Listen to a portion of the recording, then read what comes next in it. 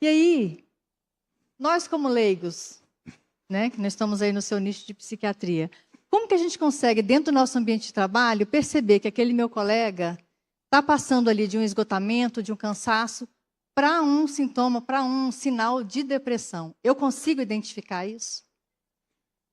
Você consegue identificar isso até certo ponto, porque a experiência é subjetiva, ou seja, você precisa muito do relato. Você consegue identificar que tem alguma coisa errada. O jeito melhor de ver é justamente, em geral, quando alguém que costumava ser de um jeito, se for depressão melancólica, em geral, sério demais, responsável demais, começa a não se sentir, aparentemente, capaz de levar isso adiante. Tanto que, tecnicamente, a diferença entre depressão e burnout é que o burnout, você ainda está comprometido com a coisa.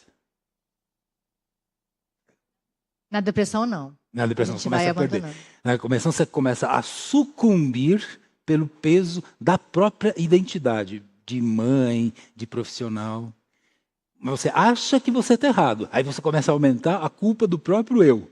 O que a gente chama de burnout é você estar se esgotando, mas ainda está aderido àquilo. Toda burnout vira depressão melancólica? Não.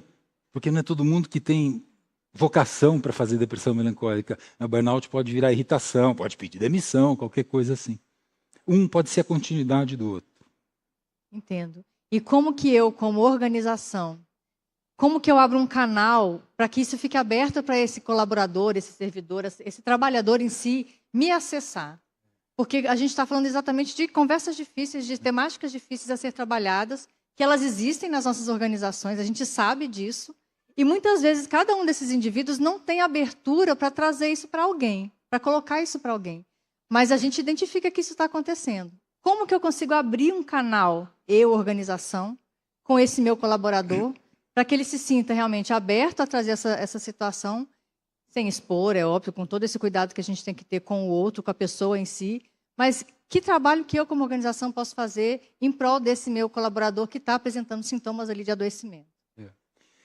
Se eu fosse brincar mais uma vez com vocês, toda a montagem do que eu tentei fazer aqui, essa ideia de ambiguidade, é dizer que, olha, aí onde está sofrendo alguém, é justamente aí que está o bom dele. É justamente para tentar criar uma cultura de desestigmatizar a ideia de que o sofrimento mental é só problema. O sofrimento mental é indicação de algo bom. No cenário ideal, seria as culturas tolerarem a ideia da ambiguidade, ou seja, você pode falar que tem algo ruim te acontecendo, porque quem vai te ouvir vai ver no ruim que a saída é boa.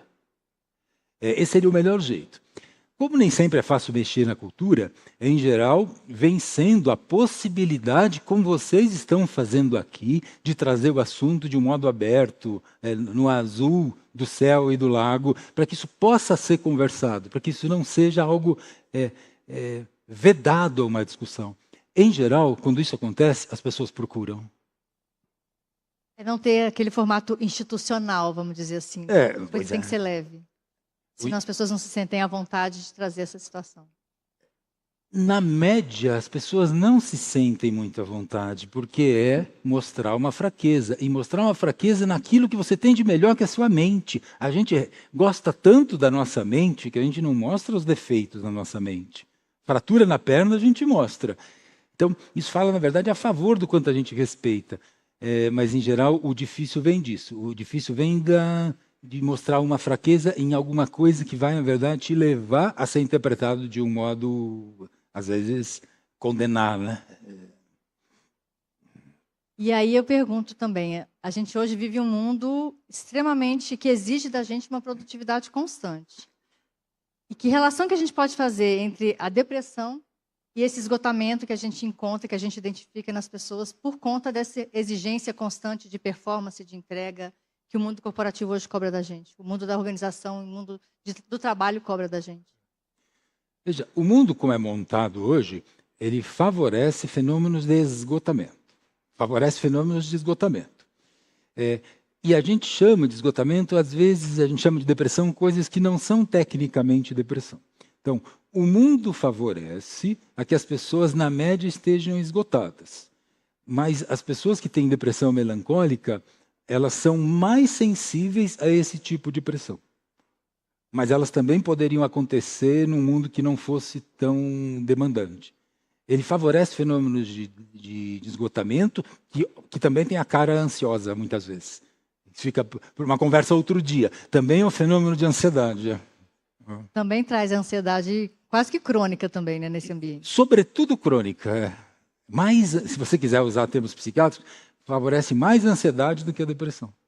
O modo como o mundo é montado. Identifica muito mais a ansiedade do que a depressão nesses ambientes. É. Mais com ansiedade do que com depressão. Andréia. Eu só olho para a Andréia. Andréia é a nossa parceira aqui de debates, né? Doutor Guilherme, eu tenho algumas perguntas aqui. Eu acho que eu não vou identificar as pessoas, porque muitas vezes tem perguntas que acho que as pessoas não querem que serem identificadas, tá, gente? Eu acho que é uma questão até de cuidado mesmo. Quais são as principais abordagens terapêuticas para a depressão melancólica em comparação aos quadros não melancólicos? O senhor nem citou tanto, nem detalhou os não melancólicos, mas quais são as principais abordagens terapêuticas para essa depressão melancólica?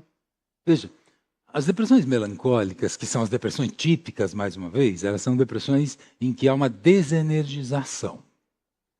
Um peso desenergiza, culpa, medo e angústia. Esse é o quadro típico. O passo primeiro para levantar isso é farmacológico. É farmacológico. Ou seja, tem uma fase 1 que é tentar levantar. A partir daí, tem que examinar como é cada pessoa. Mas, em geral, psicoterapias ou mudanças no ambiente familiar, não precisa nem fazer psicoterapia profunda, mudanças no contexto que permitam que a pessoa continue a ser séria como ela é, mas sem que ela quebre por conta disso, são as coisas, de um modo bem rápido, que mais funcionam para as depressões melancólicas. Ok. E a depressão também seria uma falta de objetivo da vida? Existe essa relação? Essa pergunta é muito legal, então. Propósito? As depressões de natureza melancólica, e a pergunta é muito boa, então eu vou usar essa palavra. As depressões de natureza melancólica, elas são, na verdade, um excesso de objetivo na vida. O objetivo na vida é bom ou ruim? Depende. Ele pode ser ruim. Você tem tanto objetivo na vida que você quebra por causa do objetivo. Dentro das depressões não melancólicas, uma das formas mais difíceis de tratar é justamente essas que nascem da ausência de qualquer objetivo na vida. É mais difícil tratar o não objetivo na vida que o excesso de objetivo na vida. Então, existem sim depressões graves que têm essa origem que a pessoa perguntou. E aí a ação realmente ela é medicamentosa com a psiquiatria e também um trabalho de terapia, né? De busca, talvez. De encontro, de buscar um objetivo, de se encontrar na verdade. As depressões de ausência de sentido, que muitas vezes são as depressões do alcoolismo, que muitas vezes são as depressões do canabinismo exagerado, elas são um trabalho de tentar buscar um sentido para a vida. Difícil de fazer, mas possível. Que conversa, né, gente? Vamos lá. Eu estou lendo aqui, vocês estão quietinhos aí, eu estou buscando aqui na minha audiência online, ok? Vocês estão muito tímidos agora, acho que vocês não estão querendo fazer perguntas para o doutor para não se expor. Andréia? Vamos, Andréia.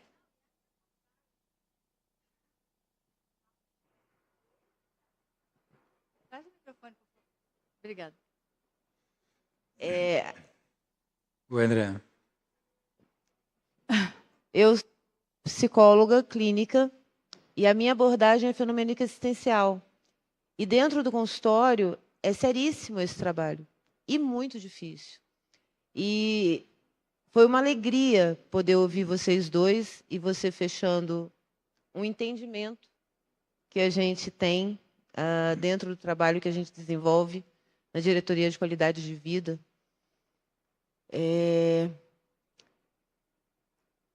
Porque, de fato, quando você se percebe vulnerável e inteiro, você pode entregar.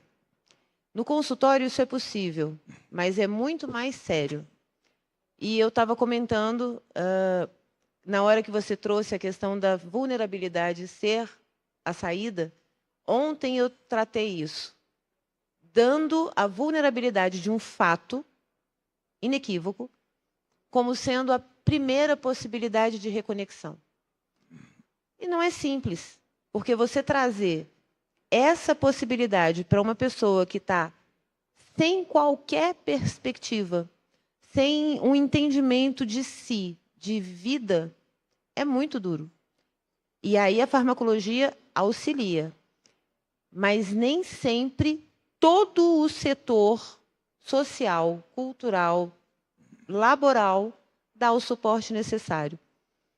Em contrapartida a isso, no sábado, eu tinha tido acesso a um caso também, fático, de um servidor que chegou até a corregedoria por um motivo de suposto uso indevido. E na hora que eu fui fazer a análise, eu questionei, eu virei, tá, qual é a indicação? Porque só foi visto um possível arquivamento, por ausência de danos institucionais. Né? E eu, cadê? Quem é que vai levar? Que foi a pergunta que a Ana fez em relação à instituição, quando percebe, quando enxerga. Infelizmente, as pessoas não estão disponíveis ou preparadas para falar sobre isso. Então, eu acho que é esse o silêncio que a gente está tentando falar algo que existe, mas que é muito complicado. E eu agradeço a sua disponibilidade, que foi fantástica. Obrigado. Obrigada, Andréia. Eu tenho aqui uma outra pergunta, doutor Messas, que diz o seguinte: como identificar sinais de que um colega de trabalho pode estar enfrentando um sofrimento psíquico profundo, com risco de ideação suicida? E qual deve ser a postura ética e cuidadosa diante dessa percepção? E aí a gente está falando de ambiente de trabalho. Pois é. Ainda mais no mês de setembro como esse, está ele ou ela justamente salientando esse aspecto. Uhum. Os pensamentos suicidas não mandam ondas, né? Eles podem ir surgindo como uma tempestade, eles vão se montando no horizonte, mas eles não mandam ondas sonoras para quem está próximo. A melhor sugestão é que a abordagem em relação a alguém caminhe do mais familiar para o menos, ou seja, quem mais distante estiver do papel organizacional e mais perto dos papéis pessoais seria a pessoa mais adequada para abordar isso. Você identificar que um colega está muito mal, ou você sente uma certa, presume pela experiência de que a coisa está muito mal, a primeira pergunta seria: sou eu a pessoa mais próxima dele nessa instituição ou não? E aí conversar com essa pessoa. E caso isso não haja, buscar na instituição quem faz o papel. Existe, precisava ser mais, mas existe, de proteger as pessoas e talvez conversar com elas. Isso é muito importante. Isso é muito importante. São abordagens difíceis de se fazer. Em geral, tirando quem é profissional, que deve perguntar se está querendo se matar ou não, é assim que a gente pergunta, são abordagens que vão comendo pelas beiradas, na linha de perguntar se está bem ou não. E a pergunta boa é: eu vejo que você não está bem, isso está maior ainda do que eu consigo ver, ou seja, abrir espaço para que a pessoa possa dar a dimensão daquilo. Muito mais do que do tipo, levanta a cabeça e toca a vida que tem coisa a fazer. Muito mais dizer, até onde chega isso daí? Uhum. São conversas sensíveis, né? São muito conversas sensíveis. Eu tenho pergunta aqui. Por favor, meninas. E tem uma lá também, do rapaz lá e dela aqui. Aqui na frente. Pode falar. O dependente químico, ele é dependente químico necessariamente porque ele faz uso problemático de uma droga específica? Ou pode acontecer de ele ter uma tendência a fazer usos problemáticos e ter vícios em outras drogas. Então, por exemplo, ele superou o vício em uma droga específica, mas ele pulou para uso de álcool, por exemplo. Aí ele superou o uso de álcool e ficou viciado em jogos, em outros comportamentos que têm problemáticas, digamos assim. Sim. As duas coisas podem acontecer. As duas coisas podem acontecer. Mas, em geral, quando a gente usa a palavra dependente químico, a gente está olhando alguém cuja capacidade de grudar em alguma coisa compulsivamente é um pouco grande já. Ou seja, a gente tem que estar preparado para ver que segurar uma droga pode abrir caminho para outra coisa, que não necessariamente é droga, sim. Então, existe, sim, essa tendência aumentada de comportamentos de compulsão, ou comportamentos aditos.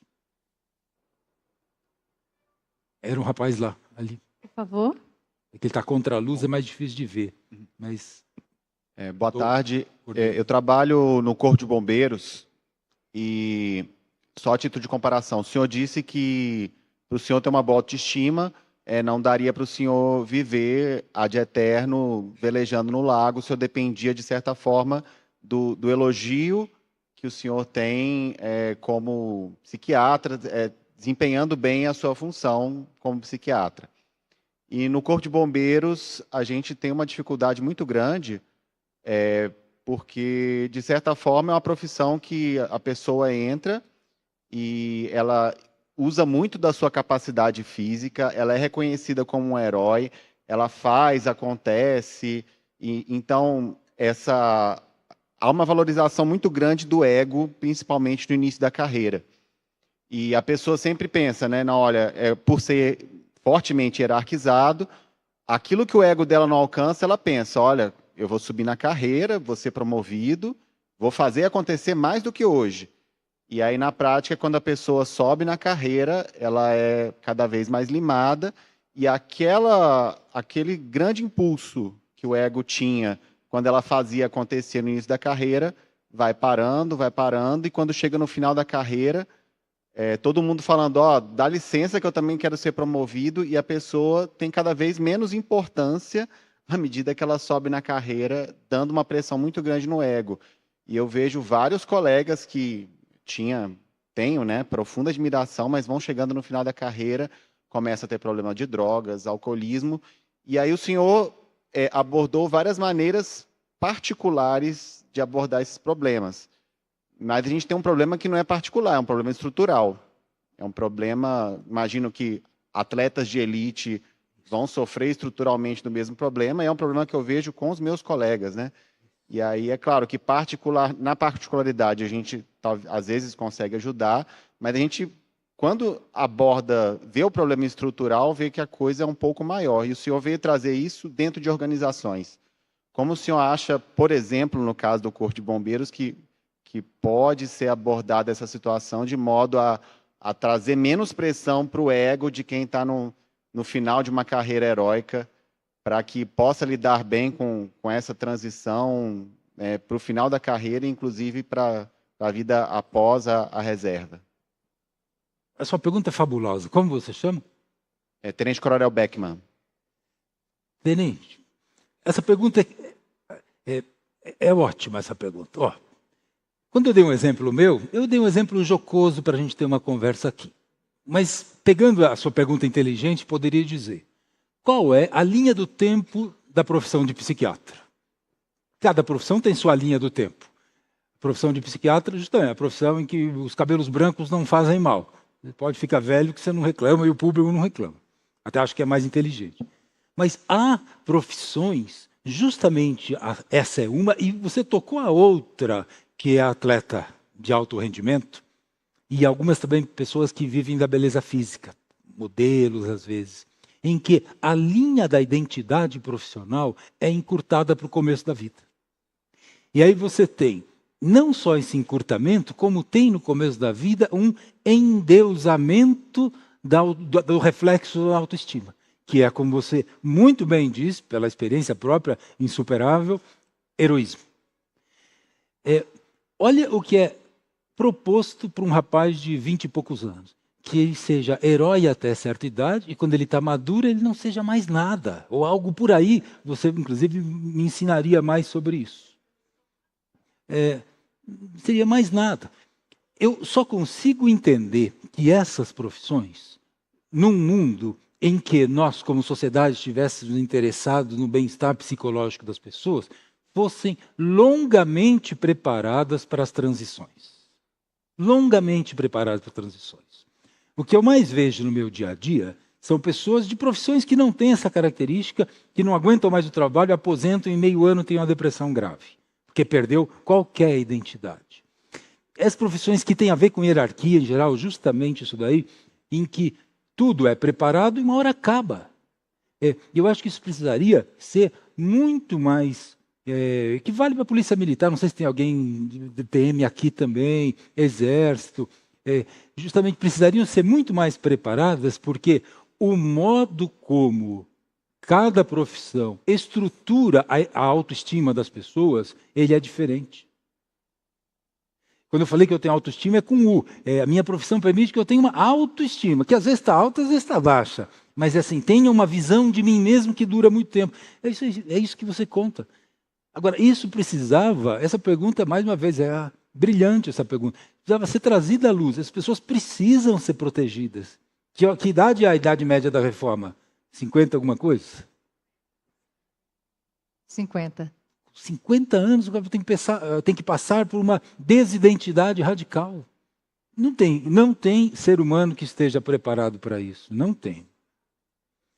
Mas esse choro seria bom. Porque... esse choro seria bom, porque poderia, como o depoimento dele, porque assim, é fundamental. Você vivencia, mas é isso. Assim, há profissões que exigiriam que tivesse uma transição não tão abrupta de uma autoestima, que muitas vezes é heróica para nenhuma. Não é nem gradual, né? Nenhuma. Isso não faz bem para o ser humano, não faz bem para o ser humano. Mais alguma pergunta, gente, na plateia? Por favor. Boa tarde. Teve uma frase sobre que o mundo atual ele favorece o esgotamento. E eu acredito que a questão do adoecimento também. Então, isso me faz pensar que sair um pouco dos aspectos individualizados do adoecimento, tentando trazer para condições sociais, condições organizacionais. E aí, como que a gente pode caminhar por isso, né? Como que a gente caminha por esses lugares de adoecimento, sem fazer com que os outros adoeçam e nos adoecer também? Bom, quem tiver... Obrigado pela pergunta. Quem tiver a resposta para isso... Siga o meu Instagram que eu tenho resposta para isso. Deem joinha lá. O que eu acho assim, dentro do depoimento dele, dentro do seu aqui. Nós, seres humanos, somos uma somatória de identidades. A principal é a familiar e a profissional, e um jeito pessoal que vai além disso. Portanto, para que a gente tenha a manutenção da saúde mental, a gente precisa ter a solidez de uma identidade profissional. Quem tem, né? Porque uma parte da população não tem, é outro tipo de problema. Estou pensando dentro das organizações. Eu, como psiquiatra, se eu pudesse dar ordem nas organizações, eu diria: cuide do modo como você estrutura as identidades de cada profissão, porque é ela quem pode fazer, o modo da identidade que pode fazer com que aquela pessoa seja capaz de sentir-se bem. Tem pressão de resultado, tem isso tudo. Tem, mas daria para melhorar. E as profissões são muito diferentes. A gente teria que pegar aqui, fazer um levantamento, cada um mostrar qual é o defeito de cada profissão. Tem. Eu penso que a gente poderia pensar as profissões a partir do tipo de lesividade que elas fazem. É o cansaço. Mas o cansaço é uma palavra muito geral. Muito geral. Teria que ver, e aí a pergunta dele foi ótima, que começa a diferenciar a questão. Qual é a natureza do problema? Ali é a natureza que passa do 100, do heroísmo ao 0, rapidamente. Nesse sentido, o cansaço quem está no momento de auge do Corpo de Bombeiros está cansado também. Só que ele sente que está envolvido num heroísmo. O cansaço é algo que precisa ter uma lente de aumento para ver o tipo de cansaço. E aí, evidentemente, não dá para fazer aqui, mas teria que olhar as características de cada profissão, da lesividade de cada profissão. Essa é uma agenda coletiva, me aliando ao que você disse de pensar no social. Gente, a gente precisa encerrar. Nosso tempo chegou.